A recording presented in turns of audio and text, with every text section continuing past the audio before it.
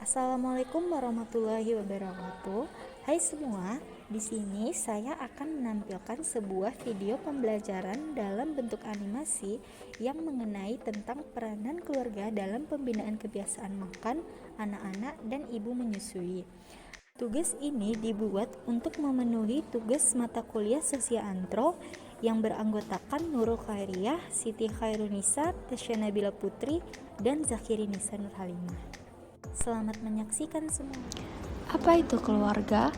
Keluarga merupakan hubungan terkecil dari suatu masyarakat yang memiliki suatu keterkaitan satu sama lain yang terdiri dari ayah, ibu, dan anak. Keluarga dapat Golden Bird, terdapat keluarga inti yang terdiri dari suami, istri, serta anak-anak kandung. Kemudian terdapat keluarga extend. Keluarga ini terdiri dari suami, istri, dan anak-anak kandung, juga sanak saudara lainnya seperti ibu, bapak, kakek, nenek mantu, cucu, dan cicit.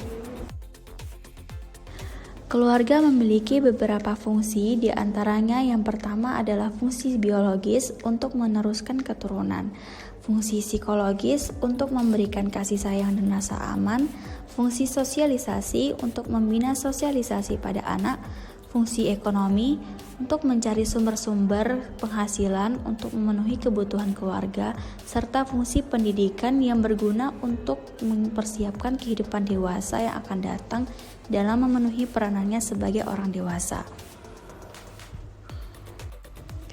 Kehidupan anggota keluarga adalah dinamis. Mereka kadang berpindah dari suatu lingkungan ke lingkungan lain oleh banyak tujuan, atau sekedar ke tempat lain mencari nafkah dan kembali ke rumah setiap harinya. Dengan perpindahan-perpindahan tersebut, menuntut keluarga untuk dapat berinteraksi dengan lingkungan sekitarnya, sehingga terjadi perubahan-perubahan dalam hidup keluarga. Perubahan tersebut bisa berupa perubahan budaya, perubahan pola makan, perubahan ekonomi, serta perubahan pendidikan yang diterima oleh keluarga tersebut dalam lingkungan tersebut. Kebutuhan keluarga. Kebutuhan keluarga terdiri dari kebutuhan primer, kebutuhan sekunder, dan kebutuhan tersier. Kebutuhan primer adalah kebutuhan pokok yang mutlak dipenuhi oleh semua manusia, yaitu pakaian, makanan, dan tempat tinggal. Kebutuhan primer ini merupakan hal yang paling penting untuk dipenuhi guna melanjutkan keberlangsungan hidup. Kebutuhan sekunder merupakan kebutuhan selanjutnya setelah kebutuhan primer sebagai pelengkap atau tambahan yang dipenuhi. Kebutuhan sekunder ini sebagai tambahan atau pelengkap agar dapat menjalankan kehidupan yang lebih baik. Contohnya seperti transportasi dan perabotan rumah. Kebutuhan tersier merupakan kebutuhan yang sering sebagian orang sebut kebutuhan akan sesuatu yang bersifat mewah. Kebutuhan ini bersifat prestise, yang artinya orang-orang yang dapat memenuhi kebutuhan ini akan terangkat derajat atau martabatnya. Peranan keluarga dalam ibu menyusui. Yang pertama yaitu peranan ayah. Ayah merupakan sponsor utama dalam keberhasilan menyusui. Beberapa peran yang bisa dilakukan ayah diantaranya memberi dukungan, memberi semangat, memberi bantuan, dan menciptakan rasa nyaman.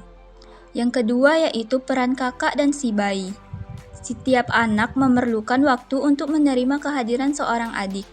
Dengan melibatkan kakak dalam proses menyusui, pada akhirnya mampu menjadi sosialisasi kebiasaan menyusui bagi generasi yang akan datang. Dan peran yang terakhir yaitu peran nenek. Bagi ibu bekerja, sering kali melibatkan nenek dalam proses pengasuhan bayi.